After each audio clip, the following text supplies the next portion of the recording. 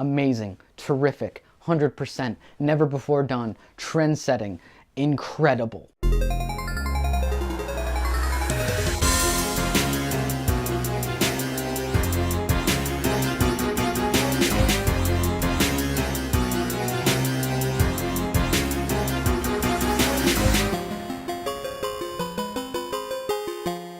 Hey everybody, welcome to Wright at the Movies. If you're looking for reviews on movies, you've come to the right place. Today I'm talking about Incredibles 2. I've been a fan of the Incredibles series pretty much my whole life. I remember sitting in the theater watching the first one when I was a kid, and I've been waiting for the sequel a very long time.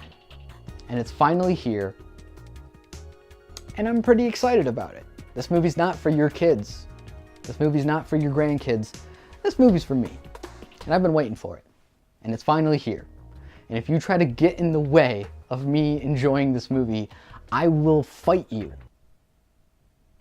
I'll fight you. When I went to finally see it in the theater and the movie started, instant waterworks. I could not stop. I was immediately back. I was immediately 12 years old again, and I was immediately seeing my favorite superhero family save the day right where I left them.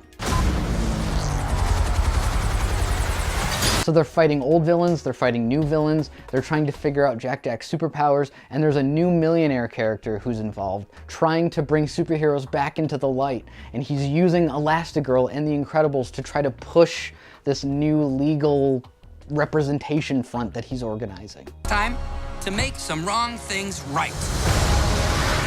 Help me bring supers back into the sunlight. Since that first Incredibles movie came out, we've had an entire Marvel universe to look back on. Superhero movies are in a much different place than they were in 2004, and this movie doesn't really feel that pressure. It delivers another Incredibles movie and not another Marvel movie or another DC movie. This movie has characters that all have hopes and dreams. They'll have arcs, they'll have things they want to overcome. It's character driven, and yet it still delivers real awe-inspiring, cool superhero action at the end. We need to change people's perceptions about superheroes, and Elastigirl is our best play. Better than me? This time Elastigirl is stepping up and trying to save the day and leaving Mr. Incredible at home with the kids. And if you've ever seen any movie ever, that doesn't go quite well. Basically, Incredibles 2 is Mr. Mom, but with the Incredibles. That's not the way you're supposed to do it, Dad. They want us to do it this way. I don't know that way. Why would they change math? Math is math. Okay, Math Dad. is math. Every scene with Jack is just concentrated insanity.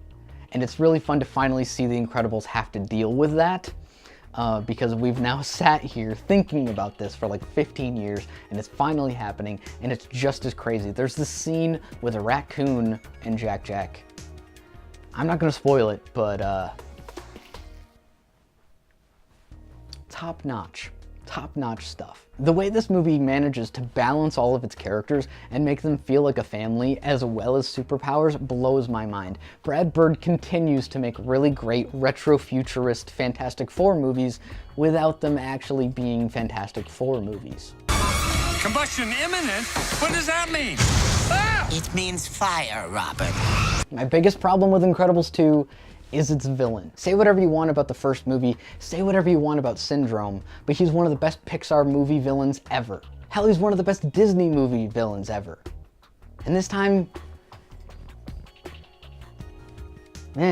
Syndrome had something to say. Syndrome had a plan. He had a lesson he was teaching the Incredibles, and it was a lesson he was teaching the audience. This time, the villain is kind of just, you know, a villain. The screenslaver interrupts this program for an important announcement.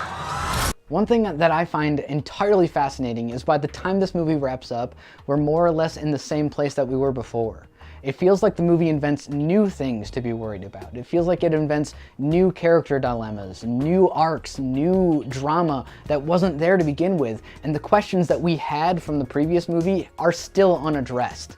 So we're gonna need another movie in another 14 years to address the questions that we've been asking this whole time. It feels like Brad Bird wanted to deliver an experience that was truly unique, and everything that we've been expecting, he didn't want to do because we've been expecting it. Hello? Hey, honey. How are the kids? Everything's great.